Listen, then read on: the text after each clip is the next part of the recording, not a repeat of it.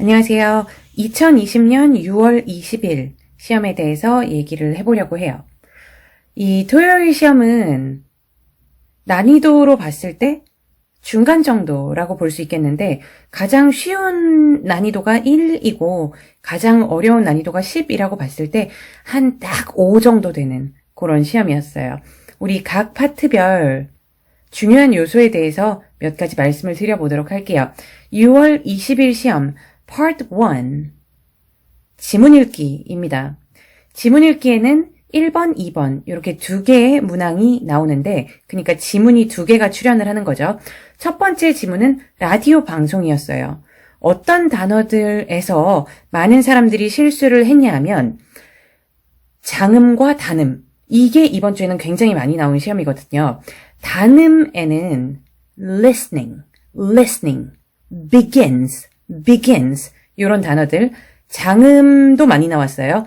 1번 지문에서 장음에 featured, weak, trees 이런 장음들이 나왔습니다. 그래서 단음과 장음을 잘 구분을 못하고 listening 이렇게 길게 말했다든지 begins 이렇게 길게 말했다든지 featured, weak 뭐 이런 식으로 길게 발음해야 될 것을 짧게 발음했다든지 이런 것들이 굉장히 감점의 요소가 될 수 있었던 지문이 Question 1, 1번 지문이었어요.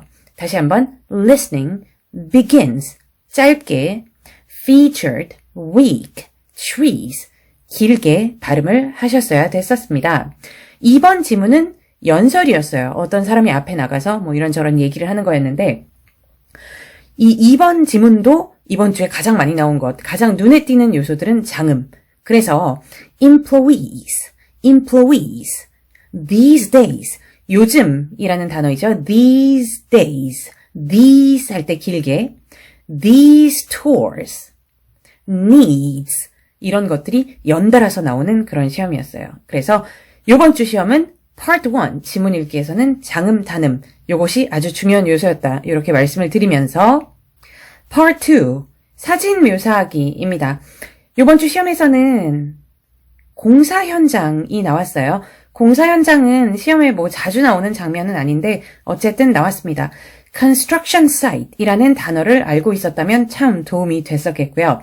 남자 2명이 나왔는데 우리 발음을 할 때 남자 1명, a man 이 발음과 남자 2명 이상일 때 two men, three men 이 man의 스펠링도 다르고 발음도 약간 다르죠. 1명일 때는 좀 찢어지는 발음 a man 이렇게 해주시고 2명 이상일 때는 man, two men, three men 이렇게 좀 더 짧게 발음을 해주시면 되겠고요.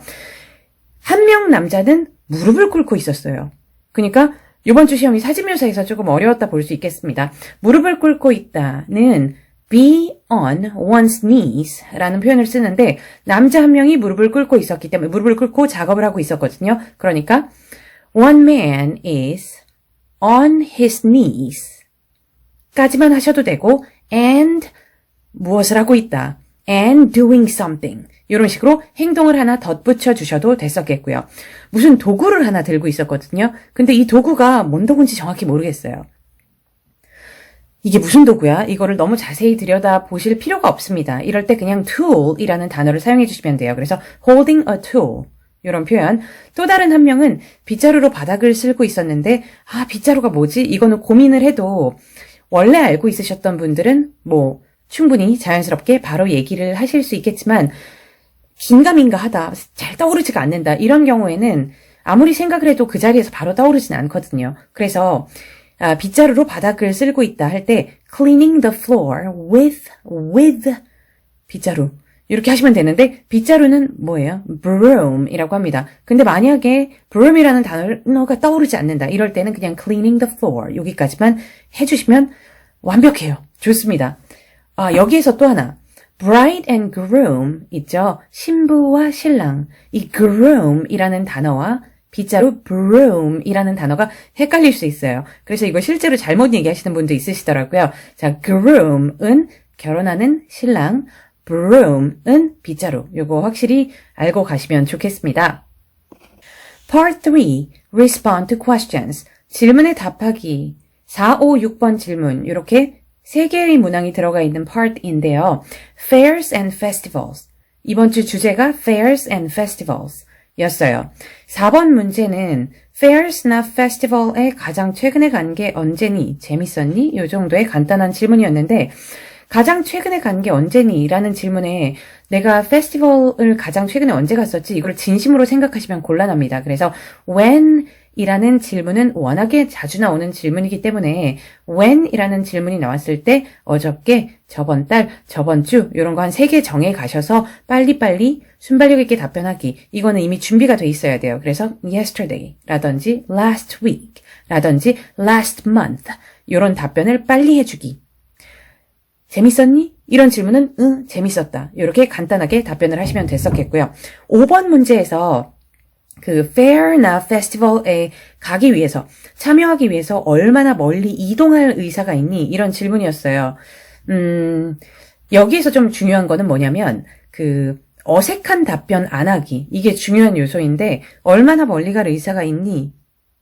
라는 질문에 저는요. 15분 갈 의사가 있어요.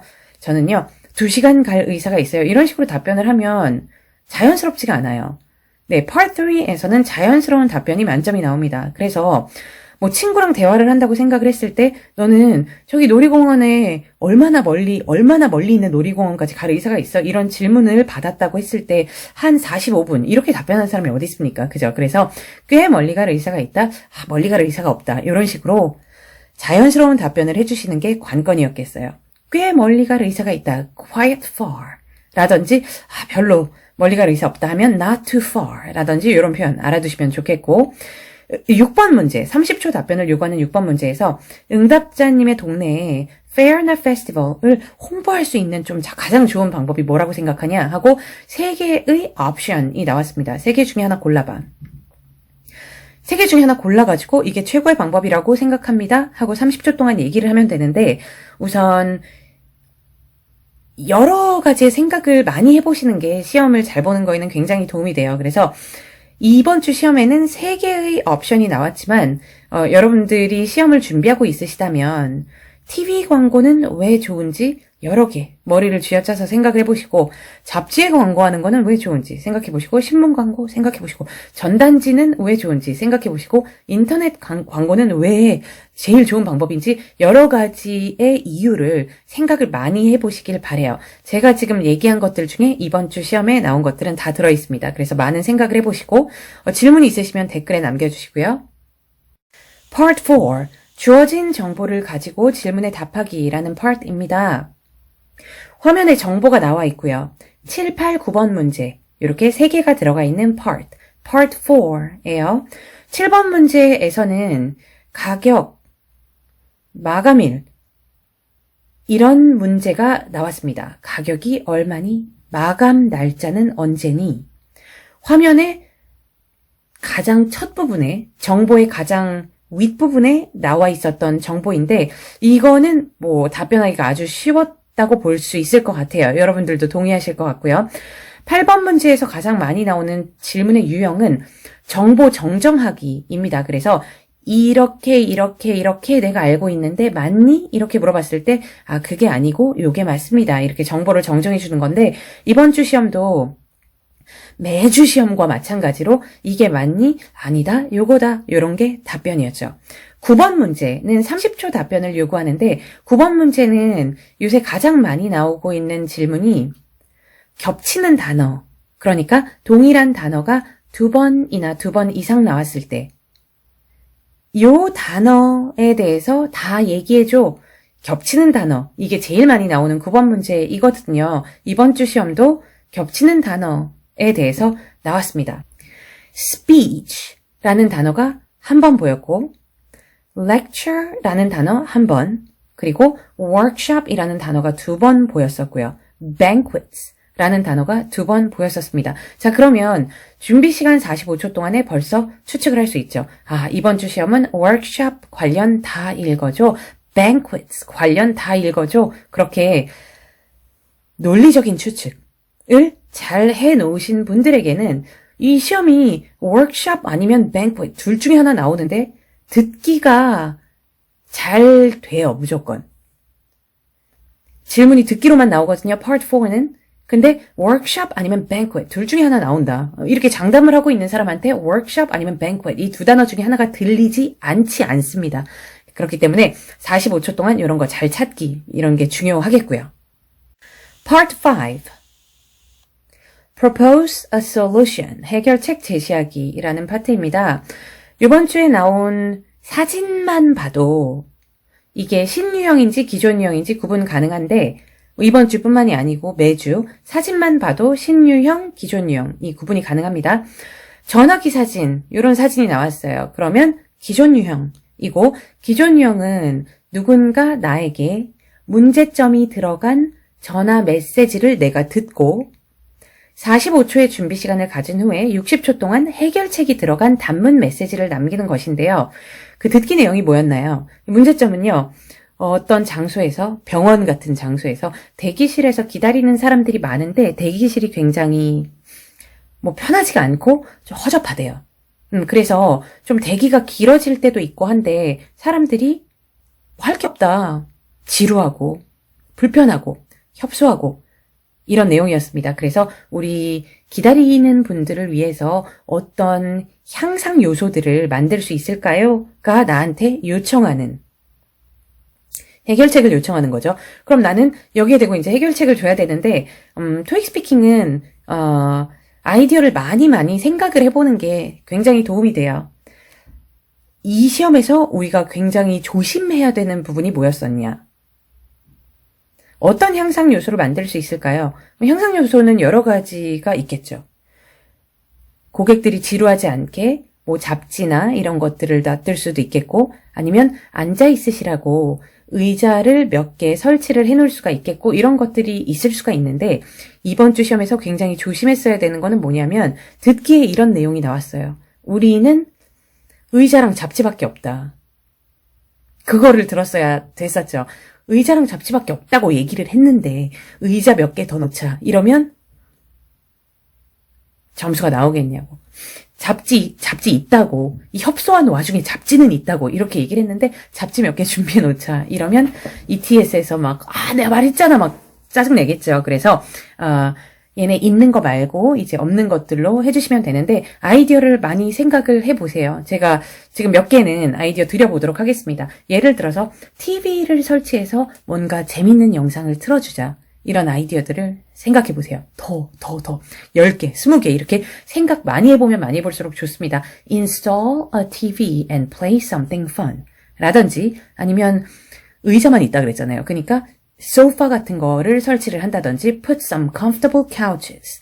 couches가 소파예요. 이거를 설치를 한다든지 아니면 그 환경을 향상하기 위해서 어떻게 할까요? 음료수라든지 간단하게 먹을 수 있는 스낵 같은 거를 준비한다든지 어렵지 않게 prepare 준비하다 prepare some beverages and snacks 이런 식으로 아이디어를 제가 지금 참 좋은 아이디어를 드렸거든요. 이런 아이디어들도 참고하시고 본인의 아이디어도 꼭 몇 개 더 만들어 보시길 바랍니다. 마지막 파트예요. Part 6에서는 아이들이 휴식 시간에도 뭘 자꾸 계속 배워야 되냐. 그러니까 부모님들이 아이들에게 계속 뭘 배우게 해야 되냐 이런 질문이었었는데 음악이라든지 운동이라든지 이런 거를 계속 배우게 해야 되냐. 이 Part 6에서도 조심하셔야 되는 거는 진심이에요. 나의 진심. 저는요 개인적으로 아이들은 그냥 놀아야 된다고 생각을 해요. 많이 놀다 보면 흙도 먹고 그러다 보면 자기가 또 느끼는 것도 있고 혼자서 배우는 게 있고 그러겠죠. 그래서 아이들은 좀 많이 놀고 열심히 놀고 피곤할 때까지 놀고 이런 게 저는 맞다고 생각하고 그게 좋다고 생각을 하거든요. 근데 이번 주 시험 같은 이런 내용의 시험에서 나는 아이들은 놀아야 된다고 생각한다 라고 답을 꺼내시면 60초라는 답변 시간을 채우기가 굉장히 어려울 수가 있어요. 아이들은 그냥 놀아야 된다고 생각한다. 왜냐면 계속 뭐를 배우고 그러면 스트레스도 많이 받고 60초 어떻게 채우냐고. 그죠? 이게 채울 수 있는 사람도 물론 있겠지만 그죠? 60초를 채우기가 어렵기 때문에 Part 3도 그렇고 Part 6도 그렇고 진심보다는 토익 스피킹을 시험을 보실 때는요. 내가 이 양자택일 중에 2개 중에 어떤 거를 골라야 60초를 조금 더 잘 채울 수 있을까? 이거에 집중하시는 거를 추천을 합니다. 자, 여러분들 내가 자꾸 애들은 뭐를 배워야 된다고 생각한다. 나의 진심이 아니더라도. 이거를 선택했을 때 운동은 이런 거에 긍정적인 영향을 미치고 음악을 할 줄 알면 이런 장점이 있고 이렇게 빼준다면 할 말이 더 많아진다고 여러분들도 생각을 하시지 않으시나요? 이렇게 어떤 답변, 그러니까 어떤 선택권을 골라야, 이 두 개 중에 뭘 골라야 60초를 더 잘 채울 수 있는지, 이거를 항상 집중해서 연습을 하셔야 돼요. 자, 우선 6월 20일 후기는 뭐 여기까지 하도록 하겠습니다. 앞으로도 시험 후기 영상 자주 올릴 예정이고요. 여러분들 질문이 있으시면 댓글에 달아주세요. 제가 상세한 답변, 정성스러운 답변 드리도록 하겠습니다. See you soon!